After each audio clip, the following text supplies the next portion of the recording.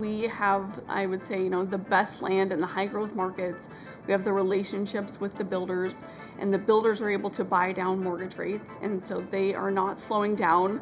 So the macroeconomic environment is helping the bigger builders take market share from smaller builders. They're building more affordable houses.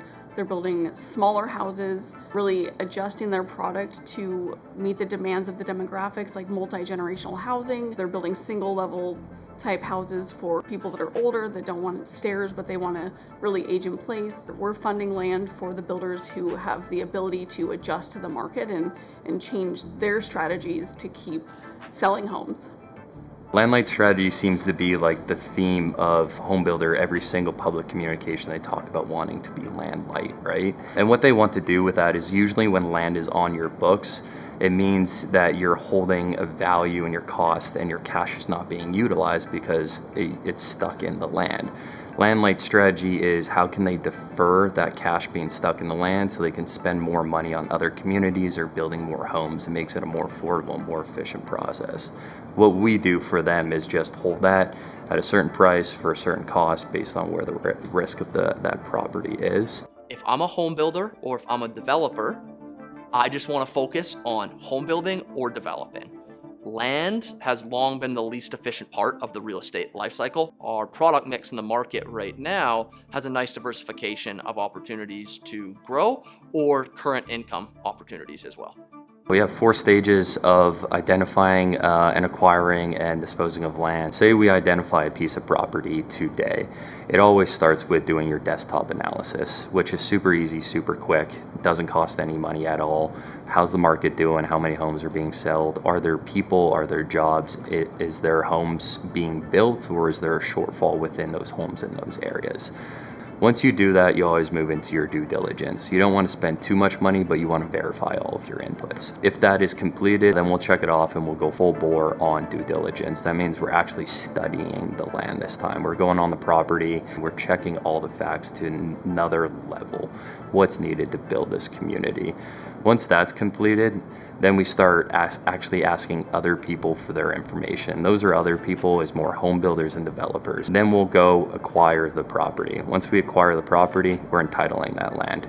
Once that's completed, property gets entitled, engineering gets completed, you get all the way to your final plat, you record the property, you break ground, you start disturbing the land. That's the fun part, that's the creation part, right? That's when you start to realize exactly what you planned out.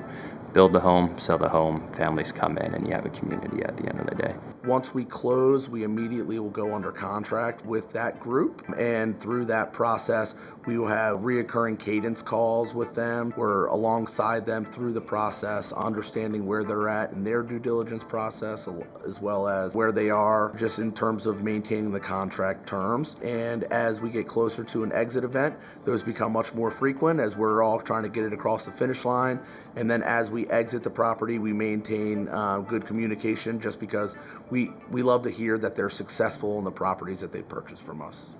Being at the start of the home building cycle on the land investment portion of the real estate cycle gives an opportunity to investors to maybe hedge against how you see the stock market moving or how other industries are moving, inflationary pressures. So it's been a good store of value in the in my time here, and will continue to do so as we refine how we think through making our land investments, always looking at making constant improvements around here. And as we continue to grow as a company, how we refine our day-to-day continues to grow as well.